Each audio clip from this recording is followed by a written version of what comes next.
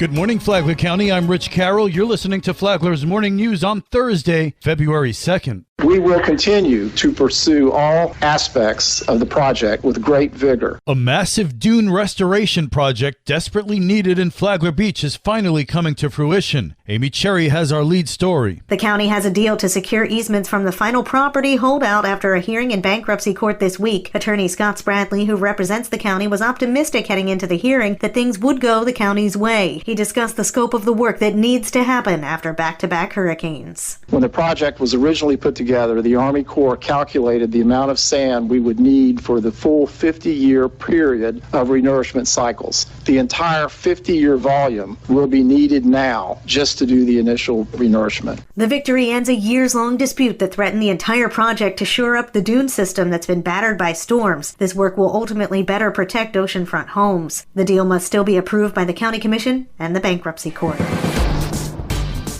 This local news is a service of Flagler County's Toyota dealer, Beaver Toyota US 1 St. Augustine, here to wow you.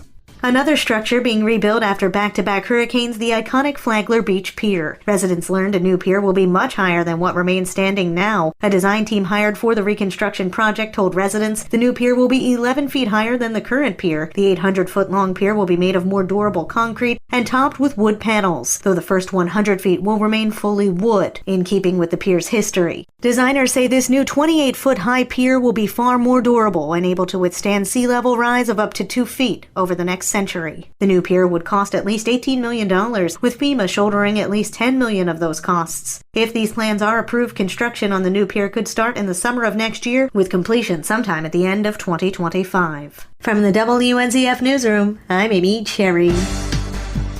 2 people face charges after deputies say they stole a semi and then fled from Flagler County Sheriff's deputies. Sheriff Rick Staley says the duo stole the semi in Columbia County, then drove it to Palm Coast. They parked it in the back parking lot of a hotel, went to a local hardware store and bought a whole bunch of red paint cans and tried to spray paint the truck. They actually did a pretty good job. An individual saw what they were doing and called 911. When deputies arrived on scene, both suspects fled. The female was quickly apprehended. The second subject, extensive perimeter search, was apprehended about 2 hours later. This goes to show that if you run from law enforcement in Flagler County, you're just going to go to jail tired because we're going to get you. They now make the Dumb Criminal of the Week award for trying to paint a semi-tractor red with little small paint cans. You can't make this stuff up, folks. For Flagler's Morning News, I'm Rich Petchke.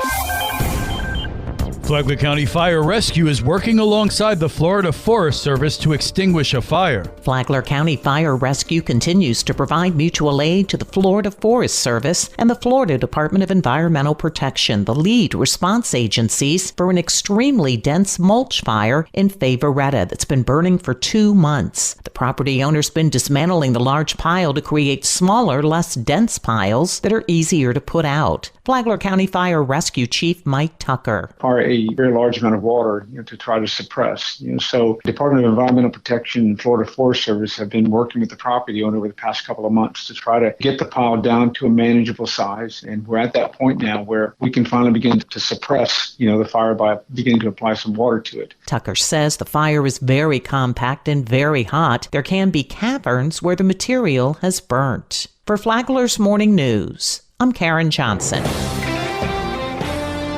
Today is Groundhog's Day, which has nothing to do with Marshall the dog. He and his humans go to the Good Times Dog Bar on Flagler Beach. Marshall likes to go there on a Friday and then come to European Village with us to have dinner. Although he doesn't have dinner, at European Village, but he might get a few treats. Palm Coast Vice Mayor Ed Danko said that the dog bar is the perfect place for dogs large and small to go for a good time. The staff there is incredible. They make sure that no fights happen or whatever. They do an amazing job. It is just an absolute amazing place. Ed did not say if the fights might be between dogs or humans. Speaking of Animals is on WNZF on Saturday mornings at 8 o'clock. From the WNZF Newsroom, I'm Deb Albertson.